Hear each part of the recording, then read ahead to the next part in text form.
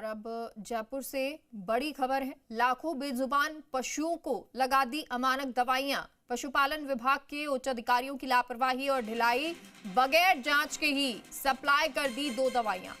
मिनिल laboratories के मियोक्सिकेम 100 mg, paracetamol 2000 mg, serratiopeptidase 75 mg मिली अमानक। ये दवाई है एनाल्जेसिक और एंटीपायरेटिक श्रेणी की। पशुओं में दर्द, बुखार और सूजन के दौरान की जाती है उपयोग। और इसी तरह गैम्पस लैबोरेटरीज की प्रोविडेन आयोडीन 5%, मेट्रोनाइडेजोल दवाई भी विभाग ने अमानक मानी।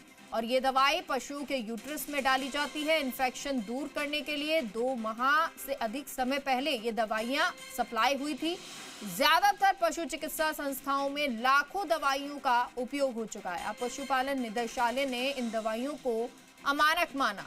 अब कहा बची हुई औषधियों को वापस जमा करवाया जाए, लेकिन जो अमानक दवाइयां पशुओं को दी जा चुकी उनका क्या? आखिर क्यों सप्लाई से पहले ही दवाइयों की सैंपलिंग नहीं करता विभाग? वहीं दोनों कंपनियों पर विभाग धोखाधड़ी में कार्रवाई क्यों नहीं कर रहा है, ये बड़ा सवाल। और सहयोगी काशीराम हमारे साथ खबर पर जुड़ गए। काशीराम, ये पूरा मामला क्या रहा और क्या अभी तक भी विभाग के द्वारा कोई कार्रवाई नहीं की गई है?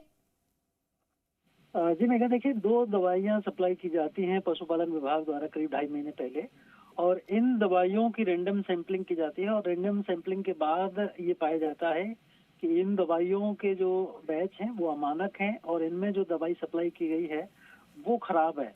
तो इसे देखते हुए अब पशुपालन विभाग ने जो जिलों के पशु संयुक्त निदेशक हैं उनको ये पत्र लिखा कि इन दवाइयों को वापस भिजवाया जाए, क्योंकि ये दवाइयां अमानक हैं। लेकिन बड़ी बात यह है कि पिछले 2.5 महीने के दौरान लाखों पशुओं में इन दवाइयों का उपयोग किया जा चुका है। उनको ये दवाइयां दी जा चुकी हैं। एक जो दवाई है वो सिरप टाइप की है और दूसरी दवाई जो वो टैबलेट टाइप की है।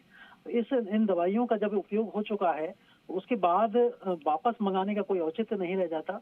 दूसरी बड़ी बात यह है कि जब दवाइयां सप्लाई की जाती हैं उससे पहले ही विभाग को रैंडम सैंपलिंग करनी चाहिए, जिससे कि पता लगा सकते हैं कि कौन सी दवाइयां ठीक हैं और कौन सी मानकों के मुताबिक सही नहीं है।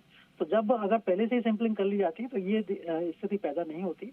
अब विभाग में जब लाखों पशुओं में इनका इस्तेमाल हो चुका है उसके बाद ना तो कंपनी पर अभी कोई कार्रवाई की जा रही है। धोखाधड़ी के ऐसे मामले में कंपनी के खिलाफ FIR दर्ज करानी चाहिए विभाग को, लेकिन वो कार्रवाई भी नहीं हो रही है।